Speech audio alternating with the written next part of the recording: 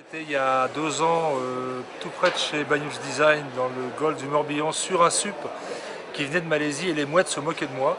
Et j'arrivais pas à savoir pourquoi les mouettes se moquaient de moi, si ça venait des 20 kilos que j'avais pris, de ma technique complètement nulle. Mais en fait ça venait du flotteur. Il y avait une inadéquation incroyable entre le matériau et la façon dont j'avais fabriqué le flotteur que j'avais sous les pieds et l'endroit idyllique dans lequel je me trouvais. C'était un flotteur très impactant. Je n'ai pas trouvé sur le marché le flotteur fait proprement. Donc on a décidé de le faire, voilà. C'est tout simple. La démarche numéro 1, ça a été qu'il soit beau et qu'on ait envie de l'acheter et qu'il aille vite. Quand je suis allé voir Banyuls Design, je leur ai dit je voudrais un flotteur qui soit beau et qui aille vite. Et leur réponse a été mais s'il est beau, il ira vite. Et le deuxième point, c'est les matériaux utilisés. On utilise du lin, du liège et de la cellulose qui viennent très proches de l'Orient. Il y a très peu de transport. Et une résine qui s'appelle la Green Poxy qui est biosourcée à plus de 56%, mais surtout, c'est pas la peine de chauffer pour la faire polymériser. 30 degrés, une pièce à 30 degrés et ça polymérise. Voilà l'idée, des matériaux non impactants et un design sur un coup de cœur, on a envie d'y aller. Je pense que beaucoup de shapers de surf sont partis pour faire des paddles d'eau plate, de leur savoir-faire de surf, de planning, de vagues, alors que nous on a plutôt élaboré ce design en partant de nos savoir-faire architecture navale et qui à mon avis correspondent bien à ce paddle.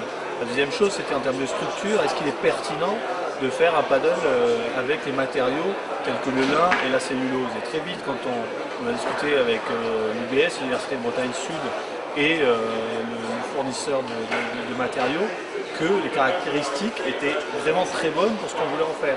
Donc je ne pense pas qu'il y ait un seul compromis dans la qualité et de construction et de performance du paddleboard, pour qu'il soit éco-conçu. Alors S3, l'idée, le premier S, c'est de sensible. Quand je le vois, il est beau, j'ai envie de monter dessus. C'est un coup de cœur. Le deuxième S, il est sensé, c'est au niveau du cerveau. Quand je réfléchis, les gens qui se sont penchés sur son berceau ont fait attention à l'impact qu'il avait et ont fait attention aux enfants que l'on va laisser à la planète. On leur montre que l'on peut être le moins impactant possible. Le troisième S, c'est dollar, le côté du portefeuille. Ce flotteur est moins de 20% plus cher que les flotteurs équivalents, parce que les études montrent que nous, consommateurs, nous sommes prêts à faire le pas de l'éco-conception, mais pas à plus de 20% plus cher. Voilà les 3 S. Sensible, sensé et pas trop cher. J'avais beaucoup apprécié la démarche dans laquelle Christian développe ses boards. Et puis sur l'eau, il se trouve que c'est tout aussi bon que sa démarche, donc ça marche très très bien, ça a une glisse incroyable. Et le produit, les goûts et les couleurs, ça se discute pas, mais moi je trouve que la planche est magnifique. Et puis ça fait plaisir d'avoir quelque chose sous les pieds qui ne fait pas honte, justement. Je parle pas que du look, mais aussi de la démarche dans laquelle c'est construit. Donc voilà, longue vie à Brown Sugar.